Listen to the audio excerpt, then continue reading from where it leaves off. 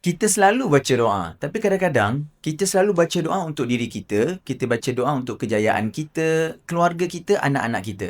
Tapi pernah tak? Sebenarnya, satu doa ni jangan tinggal. Doa untuk mak dan ayah kita. Setiap hari lepas solat, mesti kita kena selitkan nama mak dan ayah kita dalam doa kita.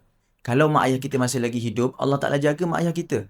Kalau mak ayah kita dah tak ada, itulah perkara dan juga doa yang paling mereka nantikan. Kita baca doa ni sama-sama, ikut saya kita sebut satu-satu. Bismillahirrahmanirrahim. Rabbighfirli wali walidayya warhamhuma kama rabbayani saghira.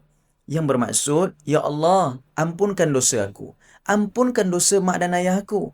Dan sayangilah mak dan ayahku seperti mana mereka menyayangi dan mencintaiku sejak daripada kecil. Mak dan ayah, dia tak nak harta kita.